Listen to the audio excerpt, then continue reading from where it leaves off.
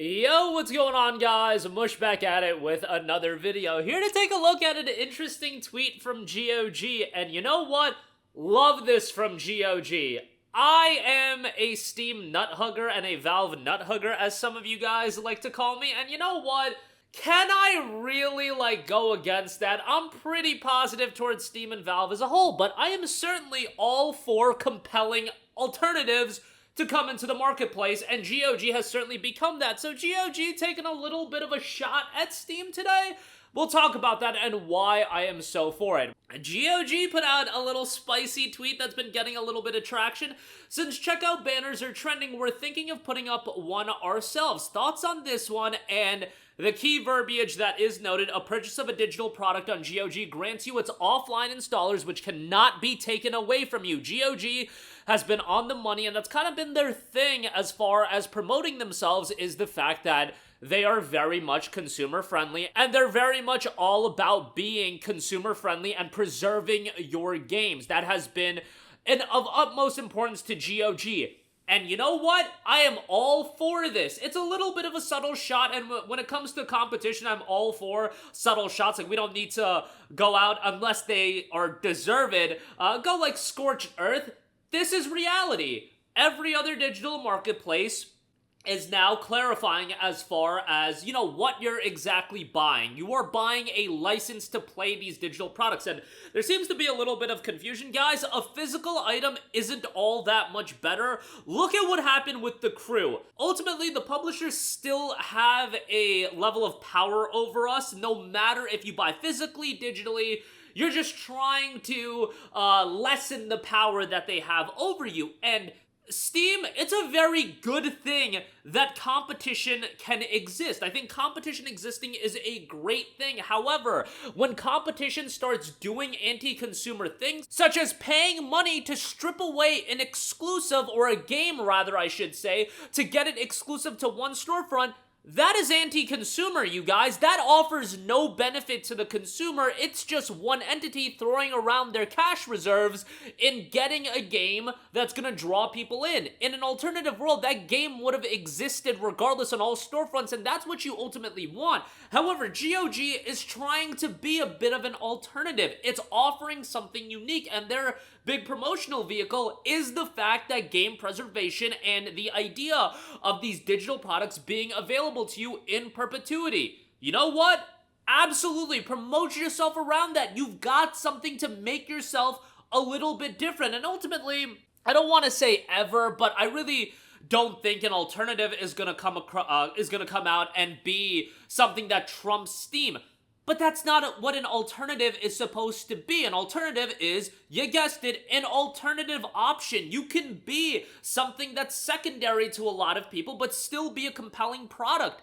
And yes, there's gonna be people that are always gonna be on Steam, and that's so ingrained in today's PC gaming ecosystem that it's gonna be hard to break through that. But GOG is filling an area that they're gonna be pretty good at.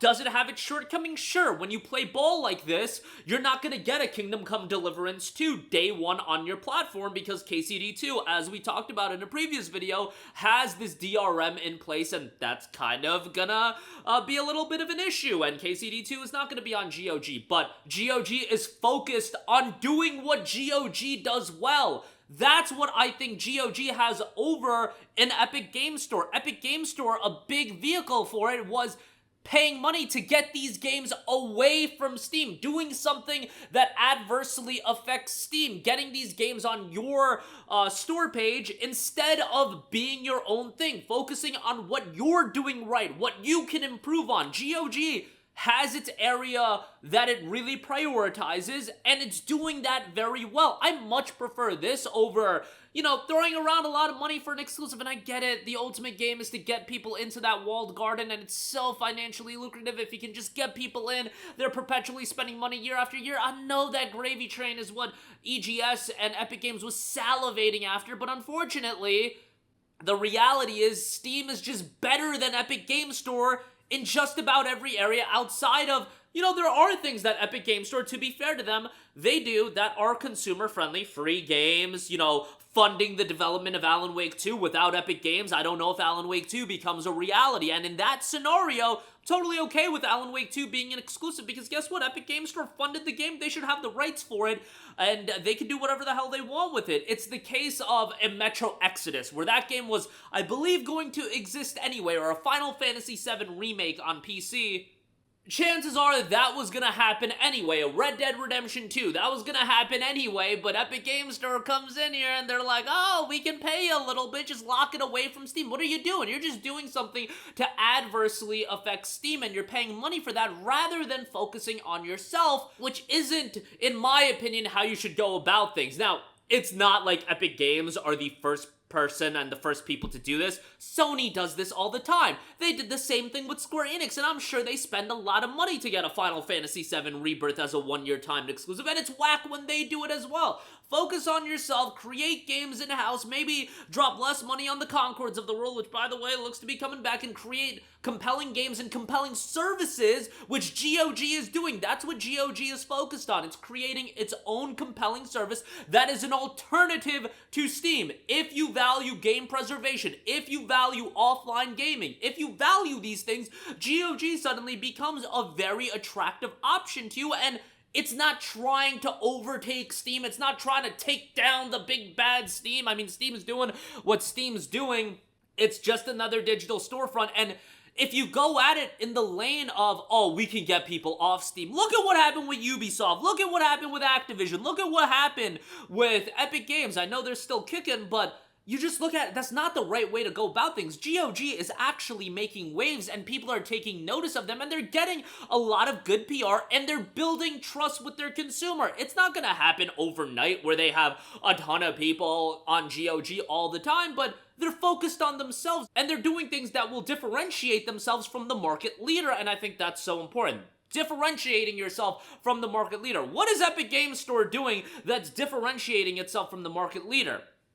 Offering free games? Great, I like that, but there's how much can you really do that? Offer free games? Is that going to be the selling point of your service? I don't think that's something you can rely on in the long term, and that's where GOG, I feel like, gets it right, where they are trying to be its own entity. And sure, being its own entity, you could take a little bit of a jab at Steam. I don't see a problem with that, because it's a real thing that is a concern in gaming today. But that'll do it for me. Let me know all of your thoughts in the comments section down below. I think what GOG is doing is great, and having an alternative in the digital marketplace is great. You don't want Steam to be absolutely the only game in town. Thankfully, I don't think Steam is doing these things that are super anti-consumer all the time, which I do think a PlayStation, who does have the market share of their market, the console gaming landscape, they very much are anti-consumer a lot. But that'll do it for me. Let me know all of your thoughts in the comments section down below. As always, thanks for watching, and I will catch you guys in the next one. Peace out.